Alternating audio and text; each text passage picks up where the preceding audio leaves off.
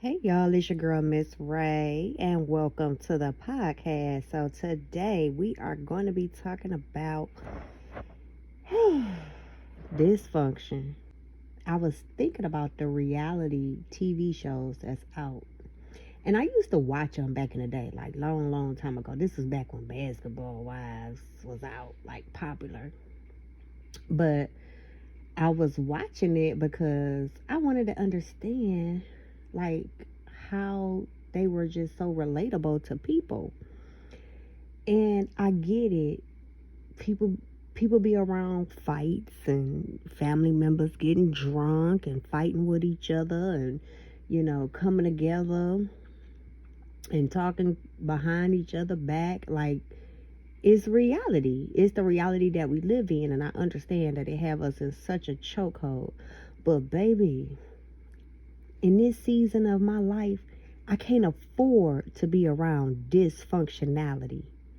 I can't afford to be connected to nothing that is dysfunctional, because that means it's not working properly. Ooh. And everything that I do from this moment on, I want to do with such intention, such dedication, such focus, and such consciousness that I ain't got time to entertain what ain't working, because I'm too busy focused on what is working. Yes, I want to be around people, things, and places that's going to inspire me to grow. I want to be around people, places, and things that's going to cause me to be uncomfortable so that I can get to that next level. See, I know how to play this level real good. I done mastered it. I done learned it, mastered it, and now I'm ready to teach it. But it's time for me now to be the student of my next level. So whatever we are committing ourselves to, whatever we are connecting ourselves to, is what is our teacher. So instead of watching a reality housewife show, I can no longer listen, because if I sit down in front of that TV, I'm going to waste time. I ain't going to get up and cook and clean and move around, maybe like I would with the radio on, and when I'm listening to my favorite song. In this season, we have to move in pure consciousness. We have to be conscious about every decision that we make. We have to be conscious about every thought that is being thought in our minds. We have to be intentional and conscious about every conversation that we have, instead of just being quickly to reply to somebody when we really don't want to do something. We have to say, well, let me think about that and get back with you, because you really want to consciously think it through to decide if there's something you even want to entertain. Is it worth your time?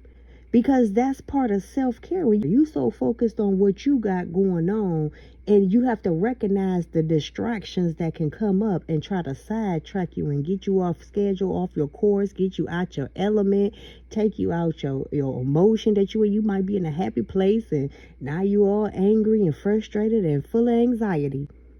So determine who and what you want to be around consciously. Don't just walk frivolously and blindly with your arms held out so you don't bump your toe into the wall. You really got to get up and be motivated to do what's right in your life, to want to do better.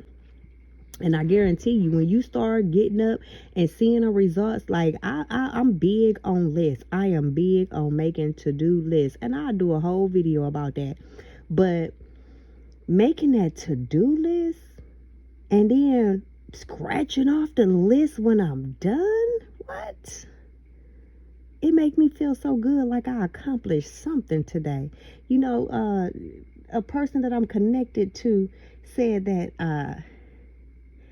I'd rather be 1% better today than I was yesterday, or even at the last moment. Am I 1% better than I was an hour ago? We can do things like that in small steps. We ain't got to be 10% better than we was yesterday, or 50% better, because then we let ourselves down when we don't accomplish it. But we set the bar now. Let's just start off by setting the bar so low that it could get us motivated to keep raising that bar for ourselves as we get to growing, right? That's part of setting goals, taking action, and making new ones. And each step that you take along the way is what's going to guide you to the overall big picture. After taking so many steps into what you want to do, you're going to look up at some point and you're going to realize that you arrived at that place you wanted to be. Now you can take a break, relax, celebrate that level, and then move on to the next one. Your goal may be to own a skyscraper in the sky. But if you ain't got the finances to do it right now, pick up a side hustle. Dedicate that money from the side hustle. A portion of it should at least go to your big picture dream, okay? Or the next level dream. Because, see, you got to take steps to get there. You might start off as an independent contractor on DoorDash or Lyft or what's these other popular companies out here. Well, you may pick a niche right now that you want to step into and test the waters. And then once you get the money to make that, don't take that money and go spending it and getting some McDonald's because you out late at night. You done finished DoorDash and now you hungry because you done smelled all that food. Look, I know. I tried to DoorDash one time and I was one and done. I was one and done. I smelled them lamb chops in that back seat. I'm like, Lord Jesus, I should have ate.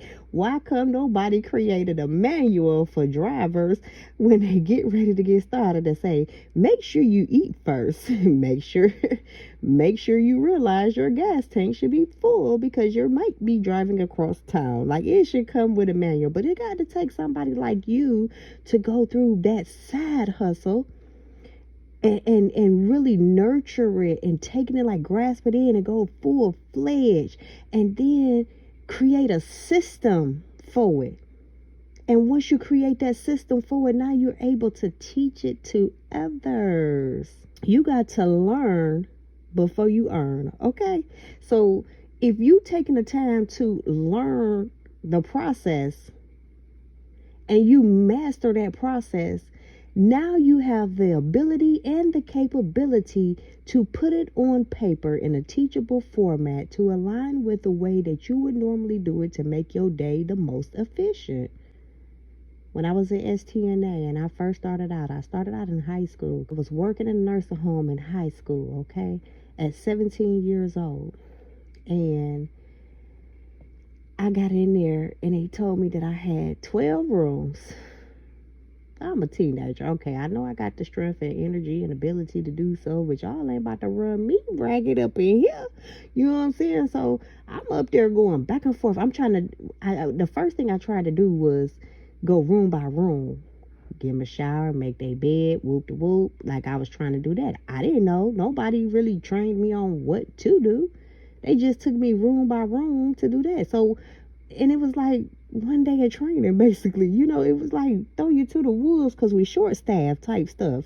It was like I had to create a system that worked for me because I found myself working still after lunch. I wasn't supposed to be working and still getting people up after lunch. So what I did was I started getting everybody up, dressed, into the dining room, taking their sheets, stripping their beds. You know what I mean? I'm about to potty these other people. Like, I had to really create a system in nursing, and it keeps you on your feet at all times. I'm quite sure y'all catch the drift. That's how it works in nursing, in case you didn't know. But I had to create a schedule that kept me on track and able to do everything that I needed to do in 8 hours. You got to utilize your time to the best of your ability. Instead of finding ways to be more dysfunctional today than you was yesterday, find ways to be more functional in everything that you do today. You want everything to line up and be functional. You want something that works properly, right? When things don't work in your house, what do? You replace the batteries or throw it away. So why are you allowing it to stay in your life? Let it go. Let's grow.